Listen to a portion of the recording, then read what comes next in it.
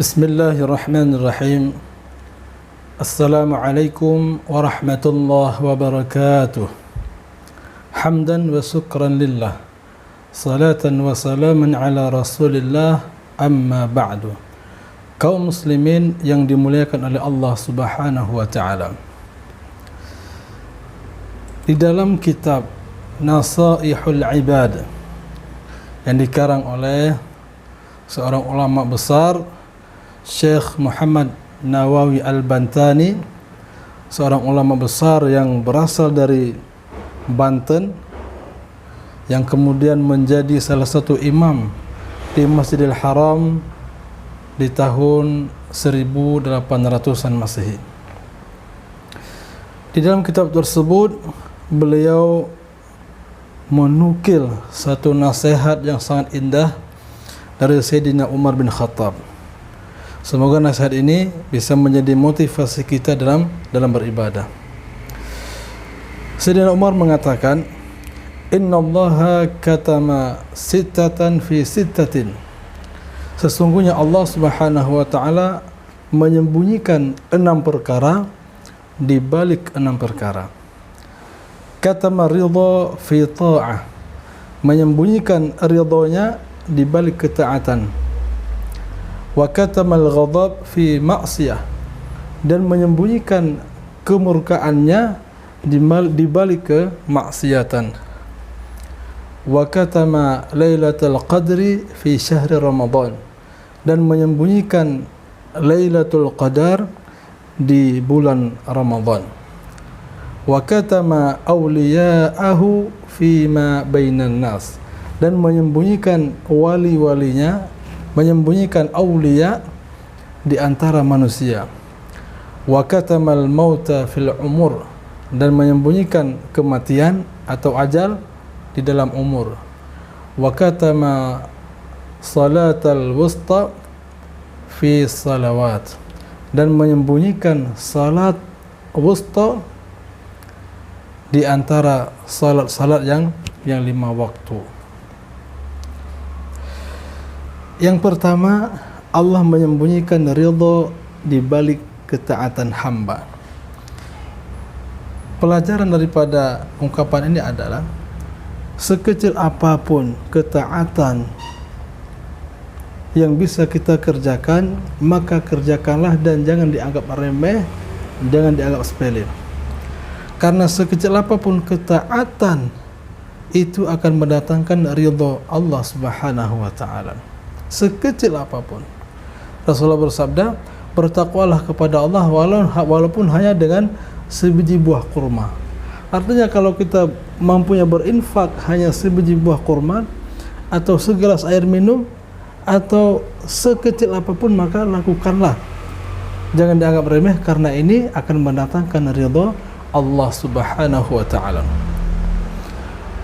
Wa katamal ghadab fi ma'siyah, sebaliknya Allah menyembunyikan kemurkaannya itu di balik kemaksiatan.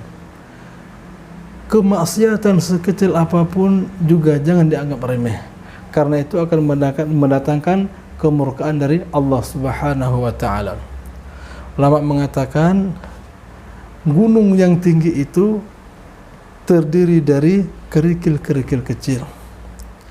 Jangan melihat kecilnya dosa yang kita kerjakan, tetapi lihatlah Allah yang maha besar yang kita bermaksiat kepadanya. Maka sekecil apapun maksiat, tinggalkan, karena itu akan mendatangkan murka Allah Subhanahu wa ta'ala.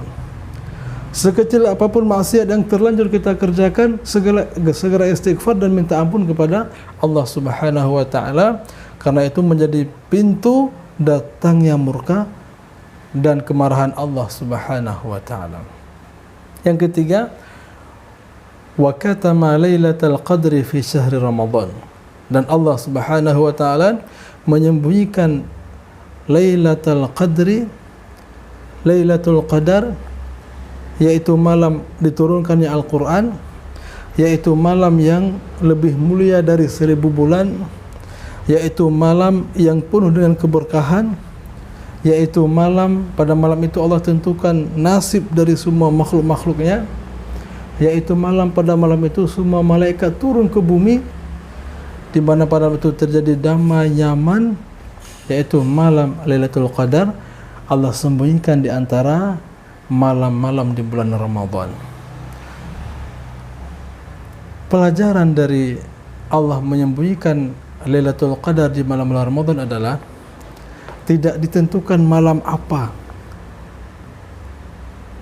tetapi Allah biarkan itu tersembunyi di bulan Ramadan, tujuannya agar kita ini berlomba-lomba, kita ini bersungguh-sungguh setiap malam-malam di bulan Ramadan, dari awal sampai akhir, terutama pada 10 malam terakhir. Kalau misalnya ditentukan Lailatul Qadar itu pada malam tertentu, barangkali kita hanya akan beribadah pada malam itu. Padahal bulan Ramadan itu semua malam-malamnya itu penuh dengan kemuliaan, penuh dengan keutamaan, lebih-lebih pada malam Lailatul Qadar. Sehingga kita akan bersungguh-sungguh setiap malamnya. Dan kita hendaknya merasa berharap setiap malam yang kita beribadah itu adalah malam Lailatul Qadar. Setiap malam kita beribadah di bulan Ramadan, kita berharap itu adalah malam Lailatul Qadar, sehingga kita akan sungguh-sungguh dalam beribadah, dalam salat, tilawah dan lain sebagainya.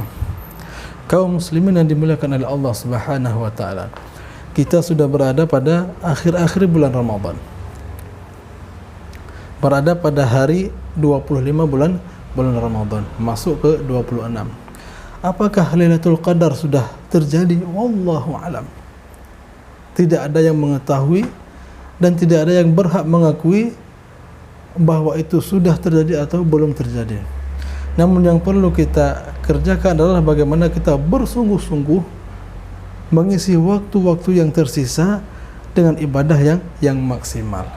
Inilah hikmah kenapa Allah menyembunyikan Lailatul Qadar.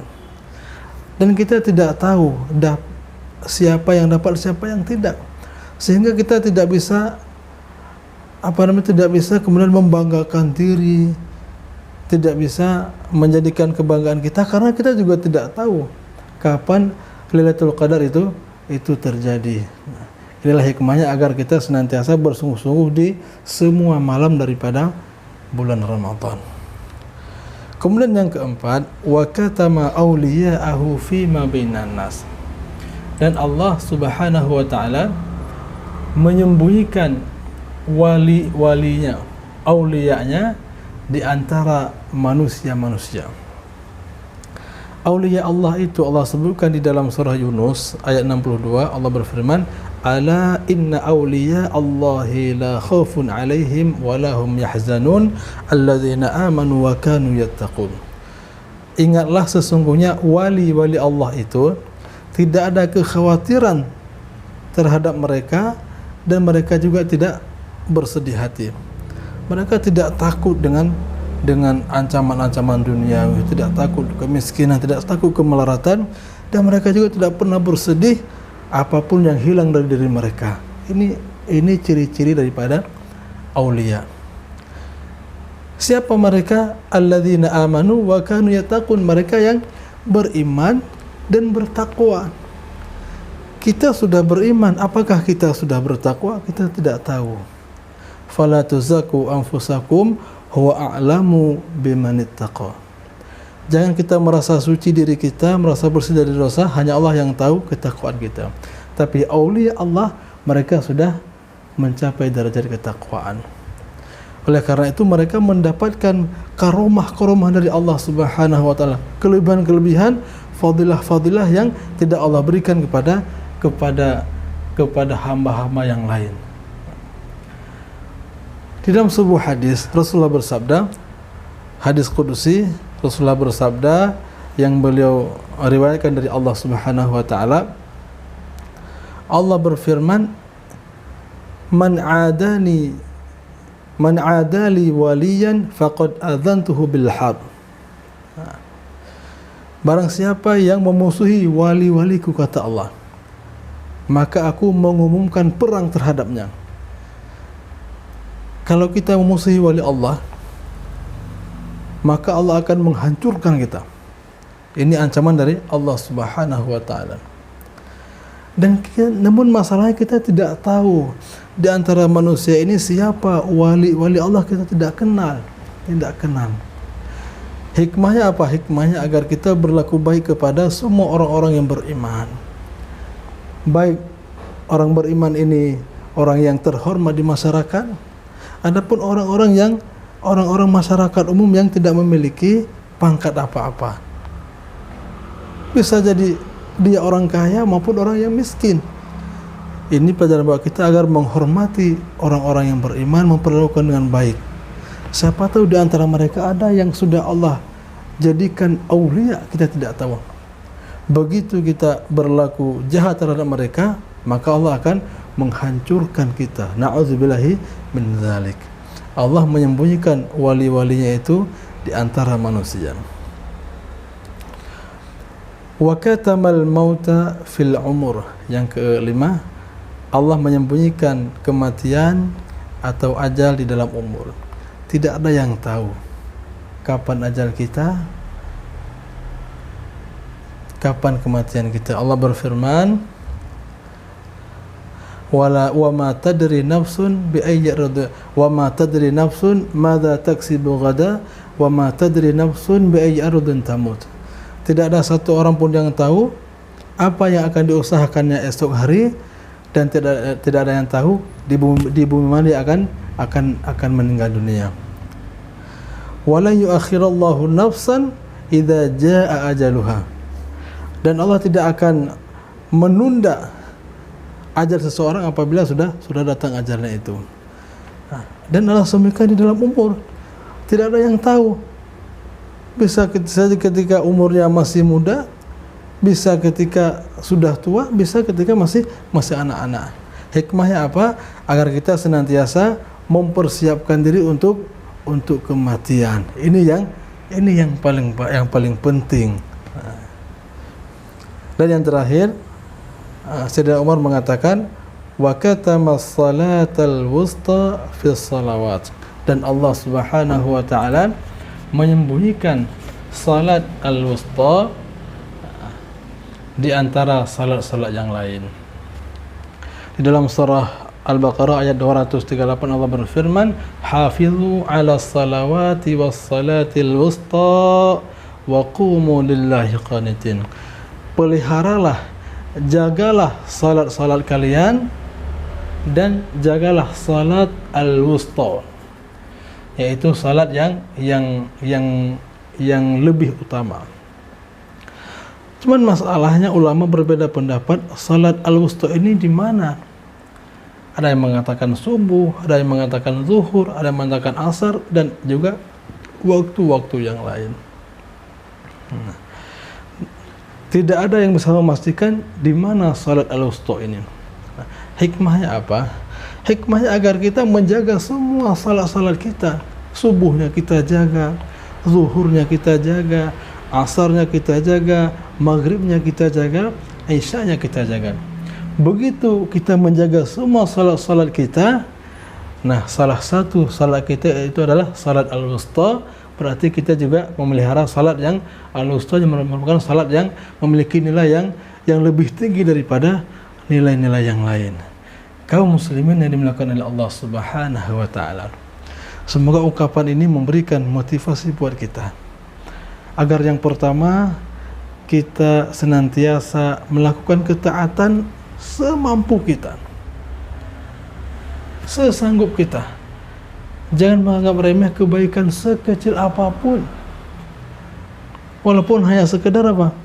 Bersedekah dengan sebiji kurma, bersedekah dengan segelas air putih, ataupun hanya sekedar memindahkan duri yang mengharang di jalanan, ataupun apa saja, ataupun hanya sekedar berucapan yang baik, ataupun hanya sekedar memberikan senyum kepada sahabat-sahabat kita. Jangan anggap itu jangan remehkan kebaikan yang sekecil apapun.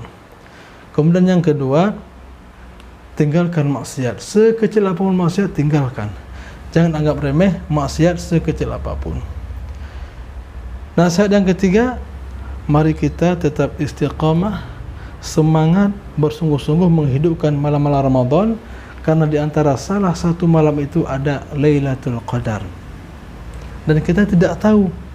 Dan marilah kita melaksanakan ibadah di malam-malam Ramadan itu seakan-akan setiap malam itu adalah Lailatul Qadar, sehingga kita akan bersungguh-sungguh, sehingga kita akan dengan maksimal kita akan beribadah.